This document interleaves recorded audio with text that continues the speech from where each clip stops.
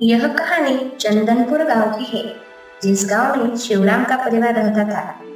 शिवराम एक किसान था और वह मेहनत, ईमानदारी और सादगी का जीता जागता नमूना था। शिवराम की पत्नी का नाम सुमित्रा था। वो अपने मीठे स्वभाव से गांव की औरतों में खास पहचान रखती थी। उसकी बातें हर किसी को पसंद आई थी। उनके घर में दो बेटे थे। बड़े बेटे का नाम चिंटू, वो 12 साल का था। वह तेज दिमाग वाला, मगर अपने फायदे के लिए किसी को भी पीछे छोड़ देने वाला। उसका छोटा बेटा पिंटू, जो 9 साल का था, वह भोला भाला, मासूम और सबको अपना मानने वाला था। अब ऐसे ही इन दोनों भाइयों की जिंदगी के अच्छे बुरे पल लिखे जाने वाले हैं। फिर सुबह सुबह उनकी माँ झाड़ू लेकर उनको उठाने लगी। अरे ओ चिंटू पिंटू, सूरज निकल आया है बेटो, उठ जाओ। कितने देर तक सोओगे? अब उठ जाओ, खेत में जाने के लिए तुम्हारे पापा इंतजार कर रहे हैं। कल तो गया था खेत में, आज मैं नहीं जाऊंगा। आज आप पिंटू को भेज दो ना। फिर पिंटू तुरंत उठ जाता है और अपनी माँ से कहने लगता है, नहीं माँ, जाने दो, मैं चला जाता हूँ ना पिताजी के साथ। भैया थके होंगे, आप चिंता क्यों कर रही हो? देखा भाग्यवान, हमारे छोटे बेटे का दिल कितना बड़ा है। चल बेटा चल, मेरे साथ आ, हम खेत में जाएंगे। फिर शिवराम और उसका छोटा बेटा खेत की ओर जाने लगते हैं और चंदू खटिया पर ही लेटा हुआ था। शायद यही से दोनों भाइयों के स्वभाव की रेखा खींच गई थी। एक जिम्मेदारी से भागने वाला तो दूसरा जिम्मेदारी को अपनाने वाला। फिर से उसकी माँ उसे उठाने लगी। अरे चिंटू, अब तो उठ जाना, कितनी देर तक सोएगा? देख, सूरज सिर पे आ चुका है, इतनी देर तक नहीं सोते बेटा। फिर चिंटू गुस्से से अपनी माँ से कहता है, माँ क्या है, पिताजी और पिंटू गए ना खेत में, आप क्यों बार बार उठा रही हो? हमारे पढ़ने के दिन है, ना कि खेत में काम करने के। और आप है कि रोज हमें खेत में भेजते हो। सुमित्रा को चिंटू की बात सुनकर बहुत बुरा लगा, पर बेचारी सुमित्रा क्या कर सकती थी, क्योंकि उनके घर में 2 टाइम का खाना भी मुश्किल से बनता था। फिर मायूस होकर चिंटू से कहने लगे, अरे चिंटू बेटा, क्या कर सकते हैं? हमारे घर में 2 वक्त का खाना भी मुश्किल से बनता है। हमारे पास इतने पैसे नहीं है कि आप दोनों की पढ़ाई करवा सके। इसलिए बेटा, तुम्हें भी खेती ही करनी चाहिए। हाँ बस करो माँ, आपका और पिताजी का तो हर रोज का यही कहना है। हर रोज ये सुन के तो मेरे कान पक गए हैं। आप बस भी करो। ये राम, क्या करे इस लड़के का, किसी की बात ही नहीं सुनता, सिर्फ अपनी ही मनमानी करता है। अब कैसे समझाए इस लड़के को? दोपहर का वक्त था। सुमित्रा चिंटू के बारे में ही सोच रही थी। फिर तभी पिंटू और उसके पिता खेत से वापस घर आते हैं और चारपाई खटिया पर दोनों बैठ जाते हैं। फिर कुछ देर बैठने के बाद चिंटू आता है। पिंटू को गिल्ली डंडा खेलने के लिए लेकर जाता है। कुछ देर गिल्ली डंडा खेलने के बाद दोनों भाइयों को प्यास लगती है। तभी दोनों पानी के घड़े के पास जाते हैं और पिंटू चिंटू से कहता है, भैया क्या पहले मैं पानी पी लूं? बहुत तेज प्यास लगी है। नहीं रे, उससे बड़ा होना, पहले मैं ही पानी पीऊंगा। पर भैया पहले मैंने कहा था ना। चिंटू पिंटू से पढ़ते हुए कहता है, अरे पिंटू, बड़े भाई का हक पहले होता है।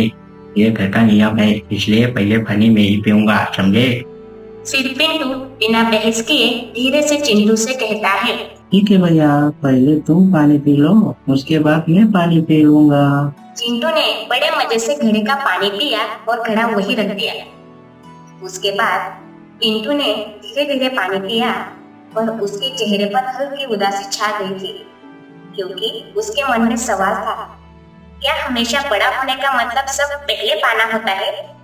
इस तरह वह अपने आप से कहने लगा, पर कभी भी उसने यह सवाल अपने जबान पर नहीं लाया। ऐसे ही दिन बीतते गए और कुछ महीनों बाद ऐसा हुआ जो किसी ने नहीं सोचा था। हमेशा की तरह शिवराम खेत में हल चला रहा था और अचानक उसे कुछ होने लगा और वह वहीं पर पहाड़ से गिर पड़े। लोग दौड़कर उन्हें घर लाए, लेकिन किस्मत ने उन्हें मोहलत नहीं दी। दोनों भाई दरवाजे पर खड़े थे। एक की आंखों में आंसू उमड़ रहे थे, दूसरे की आंखें समझ नहीं पा रहे थे कि अभी हुआ क्या है। फिर सुमित्रा दोनों भाइयों को पास बिठाकर उदास होकर कहती है, बेटा, तुम्हारे पिता अब नहीं रहे, चल बसे, अब इस घर का सहारा तुम दोनों ही हो। अब तुम दोनों को ही इस घर को संभालना होगा। चिंटू के आंखों में आंसू थे और वह अपनी माँ से दुख से कहने लगा, माँ, अब हमें खेत कौन दिखाएगा? पिताजी के बिना कैसे होगा? और हमें खेती आती भी तो नहीं। फिर चिंटू अपनी माँ से कहता है, माँ, हम संभाल लेंगे, पर खेत का काम इतना आसान भी नहीं होगा ना। पर कोई बात नहीं, हम दोनों भाई मिलकर जैसे तैसे संभाल लेंगे। उस दिन से इस घर की खुशियाँ जैसे मुरझा गई हो। सुमित्रा की आंखों में आंसू और माथे पर चिंता की लकीरें साफ दिख रहे थे। अब दोनों बेटों के सिर से पिता का साया उठ चुका था और अब जिंदगी ने उन्हें समय से पहले बड़ा होने पर मजबूर कर दिया था। ऐसे ही कुछ साल बीत जाते हैं। अब दोनों भाई बड़े और जवान हो चुके थे। चिंटू 27 साल का और पिंटू 24 साल का हो चुका था और दोनों की शादी भी हो चुकी थी। चिंटू की पत्नी का नाम मीरा था और पिंटू की पत्नी का नाम कमला था। दोनों भाइयों की पत्नी शांत स्वभाव के थे। दोनों साथ मिलकर काम करते थे और चिंटू के दोस्तों को उन दोनों भाइयों का साथ रहना पसंद नहीं था। उन्होंने सोचा कि इन दोनों भाइयों को अलग कर दिया जाए। तो ऐसे ही एक दिन वह काफी चौपाल पर चिंटू और चिंटू के सभी दोस्त बैठे थे। बातचीत चल रही थी तभी चिंटू का दोस्त संतोष अपनी चाल रचना शुरू कर देता है और चिंटू को कहता है, अरे चिंटू, तेरे को एक बात बतानी थी। क्या तू माँ और तेरे छोटे भाई के साथ एक ही घर में रहते हैं? अरे तेरे जैसे लोग तो अपना हिस्सा लेकर अलग मेहनत करते हैं, तभी अच्छी तरक्की होती है। फिर चिंटू का दूसरा दोस्त बबलू जिन्हें पर नमक छिड़कने का काम करता है। हाँ संतोष, तूने बिल्कुल सही कहा। अरे चिंटू, मुझे ही देख लेना, मैंने बंटवारा किया, अपना खेत बेचा और मैंने बड़ी दुकान खोल ली। अब रोज की कमाई होती है, जिसे देखकर बहुत मजा आता है। अरे यार, लेकिन माँ क्या कहेगी? पिंटू तो वैसे भी भोला है, वो कुछ नहीं बोलेगा। पर लेकिन माँ क्या सोचेगी और वो कहाँ रहेगी?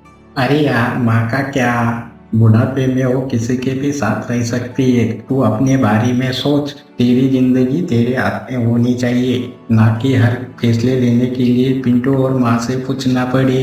अरे क्या यार चिंटू, तू भी, मैं होता ना कब का बंटवारा कर लेता। साथ रहकर कोई तरक्की नहीं होती भाई, अलग निकल कर ही तरक्की होती है, समझ ले इस बात को। फिर बबलू और ज्यादा भड़काते हुए चिंटू से कहने लगा, और एक बात, जो खेत में अच्छी पैदावार आती है ना, वो खेत तेरे नाम होना चाहिए, वो भी आधी पिंटू के नाम है। क्या भाई, तू उसकी जिंदगी भर मेहनत करेगा क्या? चिंटू के मन में दोस्तों के शब्द तीर की तरह उतर गए। उसने उसी शाम घर लौटते ही फैसला कर लिया कि अब बंटवारा करने का समय आ गया है। माँ, अब मैं ऐसे नहीं रह सकता। मैं चाहता हूँ कि अब घर और खेत का बंटवारा हो जाना चाहिए। अरे चिंटू, यह क्या कर रहे हो तुमने ऐसा सोच भी कैसे लिया? एक खेत तुम्हारे पिता की मेहनत का है और एक घर तो तुम्हारे बचपन की छाव है। इसे कैसे बांट दो? माँ, मैं कुछ नहीं जानता, अब मुझे मेरा हिस्सा चाहिए तो चाहिए बस। अब मैं छोटा नहीं रहा, अब मैं बड़ा हो गया हूँ, इसलिए मुझे अपनी जिंदगी अपने तरीके से जीनी है, ना कि किसी और के भरोसे पे। इसलिए मुझे आप मेरा हिस्सा दे दो। बाकी पिंटू जाने और उसका हिस्सा, उससे मुझे कुछ लेना देना नहीं। इसलिए आप मुझे मेरा हिस्सा दे रही हो ना? भैया, यह क्या कह रहे हो तुम? कैसा हिस्सा? और ये खेत तो हम दोनों ने मिलकर संभाला है ना, फिर अचानक ऐसे कैसे कह सकते हो? क्या हम साथ नहीं रह सकते? चिंटू कठोर लफ्जों में पिंटू को कहता है, नहीं पिंटू, अब मुझे अकेले फैसले लेने हैं। मैं और मेरी पत्नी अब इस घर में नहीं रहेंगे, हमें हमारा हिस्सा चाहिए। घर और आंगन में सन्नाटा छा गया। चूल्हे पर रोटी जलने लगी, लेकिन माँ का ध्यान अब खाने पर नहीं था। वह बंटवारे को लेकर काफी चिंता में थी और उनकी आंखों से आंसू गिरते गिरते चूल्हे की आग में मिल गए। इस घर की नींव पूरी तरह हिल चुकी थी। फिर अगली सुबह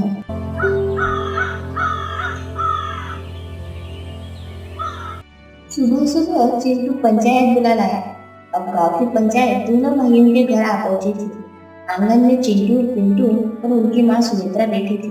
4 भाइयों पर सरपंच और 2-3 बुजुर्ग पंचायत सदस्य बैठे थे। बाकी गाँव वाले दीवार से टेक लगाकर खड़े थे। माहौल भारी था, जैसे घर की दीवारें भी आज टूटने वाली हो। अरे चिंटू पिंटू, हमें पता है कि तुम्हारे पिताजी ने कितनी मेहनत करके ये घर और खेत को कमाया है, पर अब चिंटू का कहना है कि अब बंटवारा हो जाना चाहिए। क्यों चिंटू, मैं सही कह रहा हूँ ना? तेरा ही कहना है ना कि अब बंटवारा हो जाना चाहिए। हाँ सरपंच जी, मैं ही बंटवारा चाहता हूँ और मेरे हिस्से में हर एक चीज आधे से ज्यादा होनी चाहिए, क्योंकि इस घर का बड़ा बेटा हूँ। मैंने सभी कामों में ज्यादा मेहनत की है और कई फैसले मेरे दम पर हुए हैं, इसलिए मुझे हर एक चीज में आधे से ज्यादा हिस्सा चाहिए। फिर तभी पिंटू अपने बड़े भाई से कहने लगता है, भैया, मेहनत तो मैंने भी की है, तुम ऐसा क्यों कह रहे हो? बारिश में मैं भी खेत में रहा, गर्मी में भी, माँ की सेवा में भी मैं रहा, फिर तुम ऐसे क्यों कह रहे हो? पिंटू, तू छोटा है और मैं बड़ा हूँ, इसलिए तुझे मेरी बात माननी होगी, समझे? पंचायत के लोग एक दूसरे की तरफ देखने लगे। माँ सुमित्रा का चेहरा झुका हुआ था, उनकी आंखें लाल थी। फिर तक सरपंच जी फैसला सुनाने लगे। ठीक है, तो सुनो फैसला। 3 बीघा खेत में से 2 बीघा खेत चिंटू को मिलेगा और 1 बीघा खेत पिंटू को मिलेगा। अब घर का फैसला सुन लो। घर का आगे का पक्का मकान चिंटू के हिस्से में जाएगा और पिछला हिस्सा पिंटू के हिस्से में। गाय चिंटू के पास रहेगी और उसका बछड़ा पिंटू के पास। अब खेत के पास का कुआं दोनों भाइयों का साझा रहेगा, दोनों भाइयों का समान उसमें हिस्सा रहेगा। तो दोनों भाइयों को ये फैसला मंजूर है? मंजूर है ना आप दोनों भाइयों को फैसला? हाँ ठीक है सरपंच जी, जैसा आप सही समझे। अब चिंटू अंदर से बहुत खुश था, क्योंकि उसके हिस्से में सब कुछ ज्यादा आया और उसे यह भी पता था कि पिंटू कुछ नहीं बोलेगा और ज्यादा हिस्सा उसे ही मिलेगा। तभी चिंटू तुरंत जवाब दे देता है सरपंच जी को। हाँ सरपंच जी, मुझे ये फैसला मंजूर है। दोनों भाइयों का बंटवारा हो चुका था। पंचायत उठ गई। गांव के लोग अब एक एक करके निकलने लगे। आंगन में अब सिर्फ माँ और उनके दोनों बेटे थे।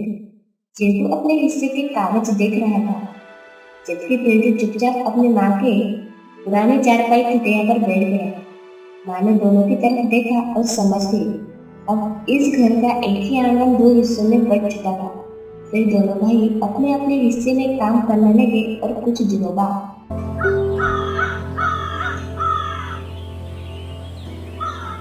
बंटवारे के बाद पहले कुछ दिन अच्छे गुजरे। चिंटू के पास ज्यादा जमीन थी और उसकी फसल भी अच्छी आई। बाजार में उसका अनाज ऊंचे दामों पर बिका। चिंटू अब बहुत खुश था। दूसरी तरफ पिंटू की जमीन कम थी, पर मेहनत से उसने भी ठीक ठाक कमाई कर ली। गांव में दोनों भाइयों की मेहनत की बातें हो रही थी, लेकिन रिश्तों में खामोशी थी।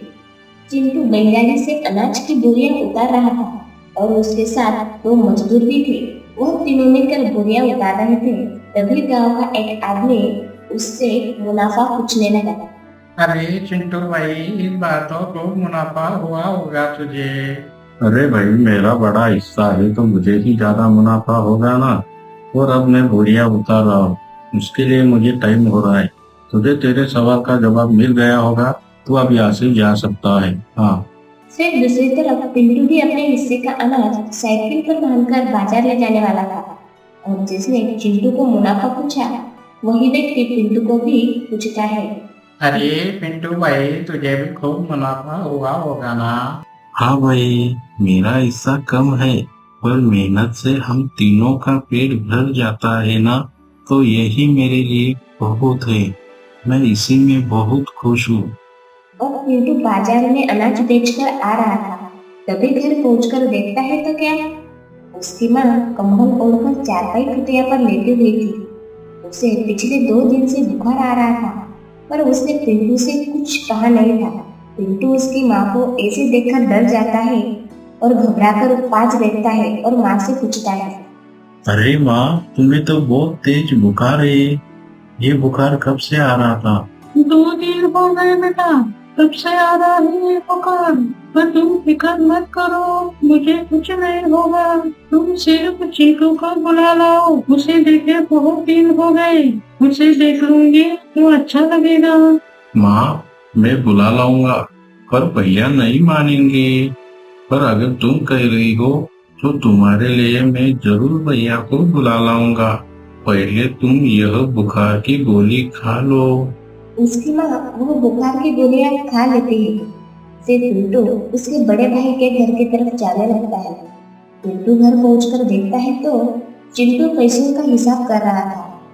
तभी पिंटू चिंटू से अपनी माँ के बारे में बताता है और उसे घर चलने को कहता है। भैया तुम अभी चलो, माँ बहुत बीमार है, उन्होंने तुम्हें बुलाया है। चलो ना भैया, एक बार माँ को मिल लो। अरे पिंटू, अब मैं बहुत बिजी हूँ, मुझे अपने अनाज के दाम तय करने हैं। मेरे पास इतना टाइम नहीं कि घर आके देख सकूँ। मैं कल देख लूंगा, तो अब यहाँ से जा। हाँ भैया, पता नहीं कल हो या ना हो, तुम अभी चलो, एक बार सिर्फ माँ को देख लो, माँ को अच्छा लगेगा। अरे यार, तू किस मिट्टी का बना है? तुझे एक बार कहा समझ में नहीं आ रही क्या बात? या तुझे धक्के मार के बाहर निकालूंगा तब समझ में आएगा। तू है ना माँ के पास, तू देख ले, मैं कल आऊंगा। तू अब यहाँ से जल्दी निकल जा, नहीं तो मेरा माथा घूम गया ना तो तुझे को धक्के मार के बाहर निकालूंगा। पिंटू चुपचाप घर लौट आया और घर पहुंचकर अपनी माँ को सब बता दिया। माँ की खटिया के पास पिंटू और उसकी पत्नी बैठे हुए थे और वह बार बार दरवाजे की ओर देखता। उसने पूरे दिन भर उसकी राह देखी, लेकिन चिंटू नहीं आया। तभी उसकी माँ कहने लगी, पिंटू बेटा, चिंटू नहीं आया ना, जाने दो, तुम इतना उदास मत हो, मुझे कुछ नहीं होगा। फिर कुछ दिनों बाद आसमान में बादल गरजने लगे और इतनी बारिश हुई कि चिंटू की फसल पूरी तरह बर्बाद हो गई और उसी खेत में दूसरी तरफ पिंटू की भी फसल थी और उस फसल को कुछ नहीं हुआ, बल्कि वह फसल और भी अच्छी हो गई। बारिश ने जैसे कि चिंटू को सजा ही दी थी। चिंटू पूरी तरह कर्ज में डूब चुका था। अब उसकी जमीन भी गिरवी रखी जा चुकी थी। जो कभी पंचायत में ऊंची आवाज में बोलता था, आज उसी का कंधा झुक गया था। चिंटू और उसकी पत्नी दोनों सोच में डूबे थे। रूम में चारों तरफ कागजात पड़े हुए थे। साहूकार भी कर्ज चुकाने की चेतावनी देकर जा चुका था। तभी उसे उसके भाई की याद आती है और वह सोचता है कि अब मेरा छोटा भाई ही मेरी मदद करेगा। फिर वह खुद से बड़बड़ाते हुए उसके छोटे भाई के घर की तरफ जाने लगता है। अब तो मेरे पास कुछ भी नहीं बचा, ना खाने के लिए रोटी, ना पहनने के लिए कपड़ा। जो कुछ था वो सब गिरवी रख दिया और ऊपर से साहूकार का और उधार हो गया। अब मैं क्या खाऊं और मेरी पत्नी को क्या खिलाऊं? अब मेरे दुख के टाइम में कोई भी मेरा साथ नहीं दे रही। जिन दोस्तों के ऊपर मैंने भरोसा किया, उनके वजह से आज मेरी ये हालत है। मैंने अच्छे खासे मेरे परिवार को 2 हिस्सों में बांट दिया। अब देख, मेरे पास कुछ नहीं बचा। अब मुझे मेरा छोटा भाई ही साथ दे सकता है, वही मेरी मदद करेगा। इसी उम्मीद से मैं उसके पास जा रहा हूँ, क्योंकि उसका दिल बहुत बड़ा है, वो मुझे निराश नहीं करेगा। पिंटू अपने खेत को देखता है, उसकी फसल को कुछ नहीं हुआ था, लेकिन दूसरी तरफ उसके भाई चिंटू की फसल पूरी बर्बाद हो गई थी। उसे देखकर बहुत बुरा लगा और समझ गया कि बारिश ने उसे सजा दी। फिर वह अपने खेत से सब्जियां तोड़ लेता है और घर की ओर निकल जाता है और सब्जियां माँ और उसकी पत्नी के पास रख देता है। तभी उसकी माँ उसे कुछ पूछती है, क्यों चिंटू बेटा, हमारी फसल अच्छी है ना, बारिश ने ज्यादा नुकसान तो नहीं किया? हाँ माँ, हमारी फसल तो अच्छी है, पर भैया की फसल पूरी तरह बर्बाद हो चुकी है। अब भैया चिंता में होंगे ना माँ? मुझे भैया की फसल देखकर बहुत बुरा लग रहा है, हमें उसकी मदद करनी चाहिए ना माँ? अरे बेटा, उसने तेरे साथ कितना बुरा किया है और तेरे से सब कुछ ज्यादा लिया है। अब देख भगवान ने उसे कैसी सजा दी है। और मुझे यह भी पता है कि वह अब तेरे ही पास मदद मांगने को आएगा। चिंटू और उसकी माँ चिंटू के बारे में ही बातचीत कर रहे थे। तभी चिंटू घर में आता है। माँ चारपाई खटिया पर बैठी थी। चिंटू और उसकी पत्नी साथ बैठे थे। फिर चिंटू अपनी माँ से कहने लगता है, माँ, मेरे से बहुत बड़ी गलती हो गई, अब मुझे मेरे छोटे भाई से मदद चाहिए। तभी उसकी माँ जैसे कि चिंटू को पहचानती ही नहीं, इस तरह पिंटू से बात करती है। अरे पिंटू, यह आदमी कौन है और यह क्या लेने आया है? इसे यहाँ से जाने को बोलो, यहाँ इसे कुछ नहीं मिलेगा। माँ, ऐसा क्यों कह रही हो? मेरे से बहुत बड़ी भूल हो गई, अब माफ भी कर दो ना माँ। बहुत याद आ रही है तुझे? जब तेरे पास से सब चला गया तब। अरे मुझे बुखार था, तब मैंने तुझे बुलाया तो फिर भी नहीं आया, और तू तेरे छोटे भाई को घर से बाहर धक्के मार के निकाल दूंगा, इस तरह धमकी देता है। अरे उसने हिस्से में सब कुछ तुझे ज्यादा दिया, फिर भी वह एक लक्ष्य तुझे कुछ नहीं बोला। तूने हर बार उसका दिल दुखाया है। माँ, मैंने कहा ना, मेरे से बहुत बड़ी गलती हो गई। आप सिर्फ मुझे एक बार माफ कर दो। आगे से ऐसा बिल्कुल नहीं करूंगा माँ। मैं आपको हाथ जोड़ के विनती करता हूँ माँ, मैं आगे से ऐसा बिल्कुल नहीं करूंगा। सिर्फ मेरे ऊपर एक बार भरोसा करके माफ कर दो माँ, मैं पूरी तरह बदल जाऊंगा। पिंटू, तूने सिर्फ खेत नहीं खोए, अपने रिश्तों की जमीन खो दी है, जो तेरे पापा ने मेहनत करके ली थी। पिंटू और उसकी पत्नी चुपचाप बैठे थे। तभी पिंटू सोचता है कि माँ ऐसे नहीं मानेगी। तभी वह माँ के पास जाकर बैठता है और माँ को मनाता है। माँ, इतना गुस्सा मत करो। भैया ने गलती की, लेकिन इंसान गलती से ही सीखता है ना। अगर हम इन्हें अभी ठुकरा देंगे तो इंसान का सहारा कौन बनेगा माँ। इसलिए माँ, भैया को माफ कर दो ना। क्यों? अब तो आया है इसकी तरफदारी करने, तूने सबका ठेका लिया है, सबको माफ कर दो। अरे पिंटू बेटा, तुझे पता है ना इसने हमें कितनी बार ठुकराया, और तुम कह रहे हो कि इसे माफ कर दो। इसे कैसे माफ कर सकती हूँ मैं? हाँ ही माँ, लेकिन भाई है मेरा, हमारा खून का रिश्ता है। अगर हम नहीं निभाएंगे तो कौन निभाएगा माँ। और भैया कह रहे हैं ना कि आगे से ऐसा नहीं करेंगे, तो आप भी इसे माफ कर दो ना माँ। पिंटू बेटा, तू कह रहा है इसलिए इसे मैं इस बार माफ कर रही हूँ, नहीं तो यह माफी के लायक नहीं है। मैं सिर्फ तेरे कहने से इसे माफ कर रही हूँ। तभी माँ चिंटू की तरफ देखकर उसे कहती है, अरे चिंटू, तू नसीब वाला है जो तुझे ऐसा भाई मिला। तूने इसके हिस्से की हर एक चीज ज्यादा ली, फिर भी तुझे तेरा छोटा भाई कुछ नहीं बोला, और अभी तक वह तुझे माफ करने के लिए मुझे बोल रहा है। तो तेरे लिए इससे अच्छा क्या हो सकता है? इसलिए तुम इसे कभी मत खोना। अरे बेटा, तुम दोनों भाई अगर साथ हो तो तुम्हें कोई नहीं हरा सकता। नहीं माँ, अब मैं मेरे छोटे भाई को कभी नहीं खोऊंगा। इसके साथ मैंने बहुत बुरा बर्ताव किया, और इसे हमेशा मैंने बड़े होने का घमंड दिखाया, पर इसने मुझे एक लफ्ज कुछ नहीं बोला। पिंटू, मेरे छोटे भाई, मुझे माफ कर दे, मेरे से बहुत बड़ी गलती हो गई। आइंदा से ऐसा बिल्कुल नहीं करूंगा। मैं मानता हूँ मैं माफी के लायक नहीं हूँ, पर फिर भी मैं तेरे से माफी मांगता हूँ, मुझे माफ कर दे भाई। अरे भाई, मैंने आज तक तेरे ऊपर कभी गुस्सा नहीं किया, और आज तू मेरे से माफी मांग रहा है। क्यों इतना बड़ा हो गया मैं, जो तू मुझसे माफी मांग रहा है? तूने अपनी गलती मान ली ना, बस मेरे लिए यही काफी है। अब हम सुबह साहूकार के पास जाकर तुम्हारा जितना भी उधार है वो चुका देंगे, और अपनी जमीन वापस ले लेंगे, ठीक है? अब सुबह सुबह दोनों भाई साहूकार के पास जाते हैं और साहूकार का उधार पिंटू चुका देता है। अब दोनों भाई साथ मिलकर काम करने लगे और उनके घर में भी फिर से खुशियां लौट आई। माँ सुमित्रा अब बहुत खुश थी, क्योंकि उसका परिवार फिर से एक हो चुका था। इस कहानी से हमें यह सीख मिलती है कि दो भाई अगर साथ हो तो हर मुश्किल आसान हो जाती है।